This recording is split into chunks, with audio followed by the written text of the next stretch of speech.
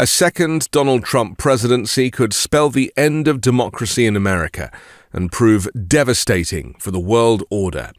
Not my words, but the words of Adam Kinzinger, the Republican former congressman, who has warned of what is to come if Donald Trump is re-elected. Kinzinger said the best-case scenario is a completely inept, ineffective government.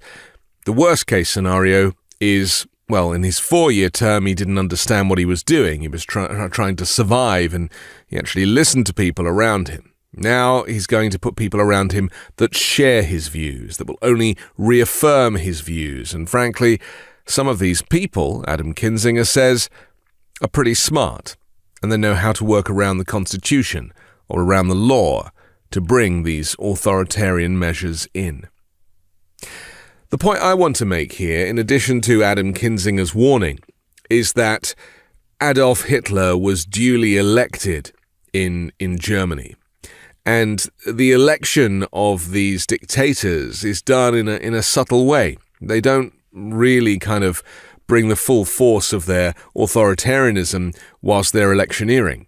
But once they get elected, then the floodgates open and their true views come to the fore. Well, we've been given warnings about Donald Trump, but just how far will he go?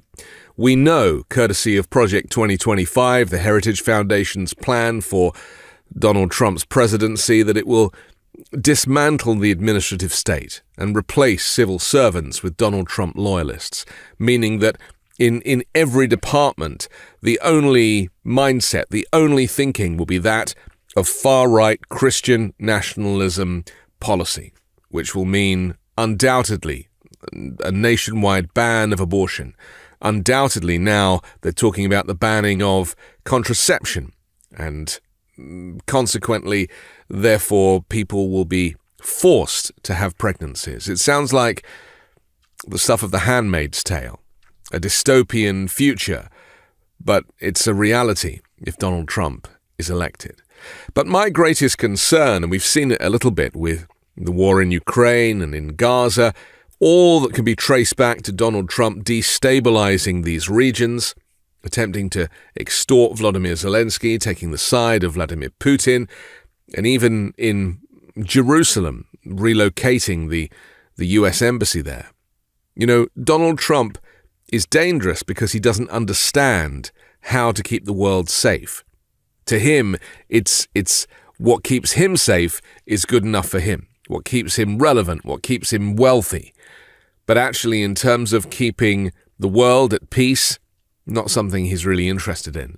And so my concern is once elected, Donald Trump will then start to rekindle these relationships with the kind of countries that NATO allies have deemed dangerous. And as with Adolf Hitler in 1939, a world war could ensue. Now, this is not me trying to scare. This is me thinking practically, what are the effects of a second Donald Trump presidency? It's undoubtedly a world war, pitting countries against one another, pulling the US out of NATO, the alliance that was designed to protect the world from a third world war.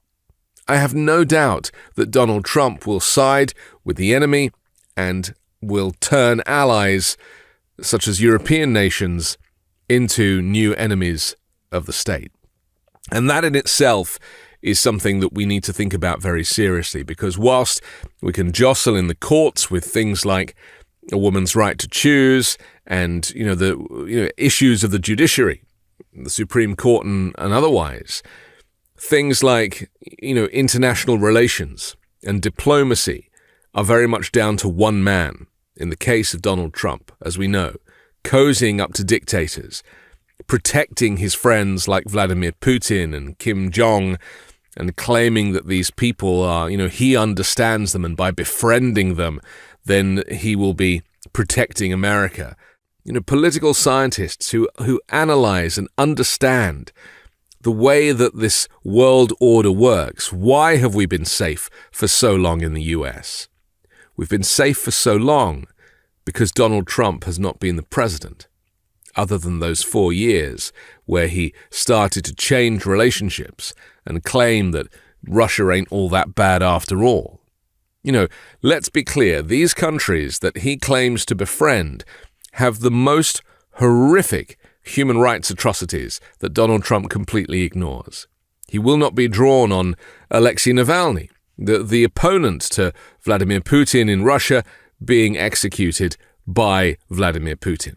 He didn't get it right the first time with the poisoning on an aeroplane, so he did it in a Siberian prison. Donald Trump will not speak of this. He simply will not engage. He does not want to upset his friend Vladimir Putin. Putin is rooting for Donald Trump to be re-elected, as are these despot characters around the world, in Hungary and in Turkey and elsewhere. They are lending their support through right-wing channels, far-right channels, Christian nationalist channels. It's being done on every level, not just online, but in person. We're hearing it in the speeches from, these extremist pastors who are trying to brainwash congregations to think that Donald Trump is the Messiah, and that despite all of these legal cases against him, Donald Trump is worthy of your vote.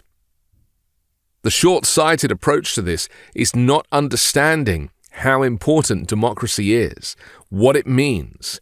And I fear that people who don't really understand democracy and understand that they have been free in this country, free to vote and free of mainland war. The safety of the United States is because of the decisions made by presidents year after year. Relationships with other nations, membership of NATO, supportive of the United Nations, and even things like the Paris Climate Accord keep America safe because it unifies nations together, means they have a common interest, a common goal, whether it be saving the planet or saving the world from war. And so we have to be absolutely clear what a vote or a win for Donald Trump will mean in November. It's not about being a Democrat or a Republican. It's not about being a snowflake or any of these terms. It's about maintaining the status quo, business as usual, your right to vote and your right, ultimately, to feel safe in your own country. And if the world is in turmoil, if there are wars going on around the rest of the world, as they were in 1939 through 1945, it does really fall to Europeans to remind Americans that a world war, whether it's happening in your country or far away, is not something that you should advocate for. And I know in my heart that Donald Trump would be excited to instigate something like this, to pit countries against each other, to take away support, US support from nations that need it. And he claims that he would want to walk away from NATO. I'm Anthony Davis. You can hear me on the 5-Minute News podcast, on Wednesdays co-hosting Uncovered, and on Sunday on The Weekend Show with MeidasTouch.